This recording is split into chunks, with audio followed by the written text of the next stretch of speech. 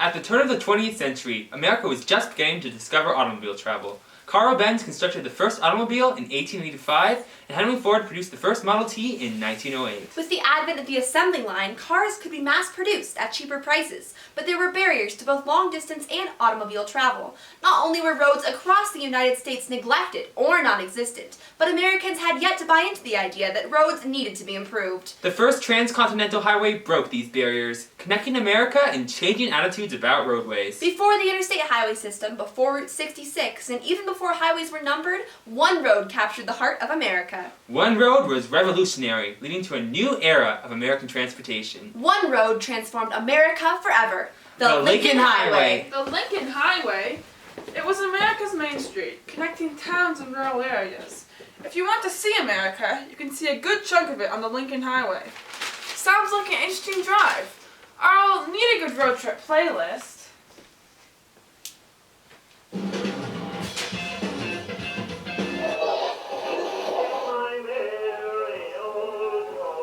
What song is this? Excuse me, do you know how to get to the Lincoln Highway? The Lincoln Highway? It's 1909, miss. That Ford fella may have made automobiles affordable, but traveling on nearly any road in this country is a surefire way to get stuck in the mud or to blow out a tire. 1909? I must really be lost. If you don't have good roads, how do you get across the country? Across the country in a horseless carriage? This road here ends just past the Peterson farm. We don't get anybody from outside the county, and the lack of roads is a barrier to anyone wanting to get to one of these. Isn't there any way to improve the roads? Well, sure, with taxes. But what's the point of these newfangled automobiles if we have to pay for roads to drive them on? And besides, all these peacock alleys are going to bring dust and noises and rude drivers that'll upset my chickens. You might try asking someone else for directions. Good luck. Without improved roads, there was nowhere to travel with an automobile. In 1912, roads were sparse, and only 8% had improved surfaces. Someone is going to have to convince investors of the practicality of better roads in order to get them funded. Sir, do you know how to get to the Lincoln Highway? Well, you're driving on it, or what will be the Lincoln Highway once it's finished. Excuse me, sir... It's Fisher, Carl G. Fisher, self-made businessman. What year is it? It's 1913, a year since I started the crusade for a transcontinental highway. The Lincoln Highway was your idea? Sure, I know a winner when I see one, and automobiles are the future. I finished my Indianapolis Motor Speedway 4 years ago, and I think it's high time we break the barrier that's been keeping automobiles from being enjoyed by the masses. Substandard and limited roads.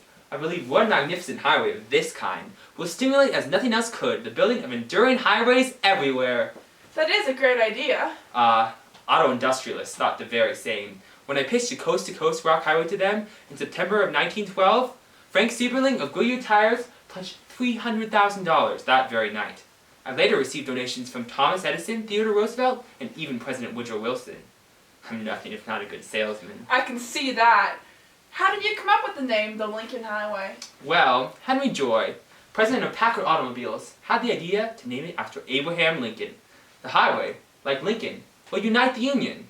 Myself, along with some other important men in the automobile industry, established the Lincoln Highway Association with Henry Joy as president to promote and upkeep the Lincoln Highway. Advertising, advertising, advertising. That's how we'll convince Americans that roads are worth improving. The highway seems to be the most direct route across the country. With easy grades and scenic splendor, it crosses the grueling barriers of the Alleghenies, Great Plains, Rocky Mountains, Salt Flats, and Sierra Nevadas.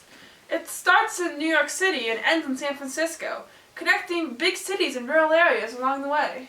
My pitch was so successful that towns fought to be along the highway. The official dedication is October 31st, and celebrations will occur along the entire route. Now I must overcome the barrier of a lack of funding. I'm selling memberships to the Lincoln Highway Association for only $5. Well, mark my words, the Lincoln Highway will be a distinctive work to which Americans of future generations can point with pride. The Lincoln Highway Association certainly was able to get Americans invested in improving roads, and convinced state, county, and municipal governments to fund the Lincoln Highway.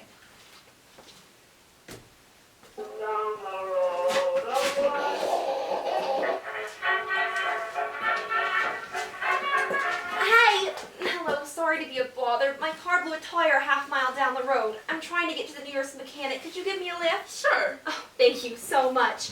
Are you also traveling across the country by the Lincoln Highway? I am. Oh, how wonderful. The motor mind has so grown and changed in a few years, hasn't it? Like 10 years ago, a long-distance trip like this wouldn't have been possible, and we didn't know what we were missing. Of course, this lovely highway didn't exist then either. I was reading there was a 300 to 600% increase in transcontinental touring during the summer of 1915 alone. When did the American attitude towards roads change? Well, it probably started with the seedling miles the Lincoln Highway Association laid upon its route. A mile of concrete road was blissful to drive on, but the road around it was awful. The contrast proved that paved roads were superior, and drivers were forced to support government-backed funding of the Lincoln Highway. Washington passed the Federal Aid Road Act of 1916, giving $75 million to state and local governments to fund roadways. That momentum waned during World War I, didn't it? Even though the Lincoln Highway was used to transport military goods during the war. But the journey of the Motor Transport Corps convoy in 1919 re-established American enthusiasm. Just imagine our boys traveling on this very same highway in that convoy, battling mud traps and weak bridges. We were all forced to see the necessity of building and expanding roads nationwide. And now roads across the country are improved? Well, most roads still leave something to be desired. Even parts of this road aren't yet paved, but it might have been worse. There might have been no way to get across the country by automobile. Oh, right. And I'm sure with new efforts by local and state governments, roads across the country will be improved in no time. Even Washington recommitted to funding roads with the Federal Aid Road Act of 1921. Oh, here we are. Thank you so much for the ride. Why don't you take my guidebook? It has everything you need to know about the Lincoln Highway. Enjoy your road trip. Nice car you got there. We've been getting lots more people around these parts ever since the Lincoln Highway was built. I bet business is booming because of the Lincoln Highway. Absolutely. It's a boost to any rural economy. Previously isolated farmers and ranchers are now more connected to the American market. And tourists have brought about many new businesses around these parts. Hotels, restaurants, and garages like this one are popping about all along the highway. So the Lincoln Highway benefited rural communities and connected the country. Sure. Well, I better go see to that gal's Packard.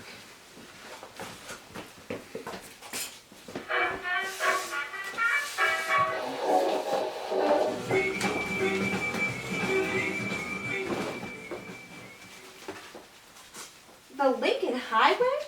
Gee, that must be some old guide you've got there. I don't think it's officially been the Lincoln Highway since they started numbering roadways in 1925. But you still know about the Lincoln Highway? Well, as the government took control of the rapidly increasing number of highways across the U.S., they numbered the roads to simplify travel. The Lincoln Highway was split into sections of US 1, US 20, US 30, US 40, and US 50. Ain't that a bite? Those don't quite have the same ring as the Lincoln Highway. So the novelty of the Lincoln Highway faded. But its legacy lives on. The Lincoln Highway broke barriers and set the precedent for all our modern roads. In fact, they say that President Eisenhower's experience in that 1919 motor convoy is what helped to inspire the 1956 Federal Aid Highway Act. And that act is what gave us our nifty new interstate highway system. Nowadays, most consumer goods travel along the interstate highway system at some point or another. Oh, I see someone else pulling in. I'll be right back to take your order. The Lincoln Highway broke barriers, connecting America as the first transcontinental highway. By making Americans aware of the benefits of good roads, it directly led to the expansion and improvement of all of America's roads and highways. Now, there are over 164,000 miles of highways in the U.S., and $181 billion was spent on roads in 2017 alone. The Lincoln Highway opened the floodgates for a new era of transportation, the age of the automobile. And today, over 90% of personal travel is done by car. I guess we have the Lincoln Highway to thank for the great American road trip. Thank you.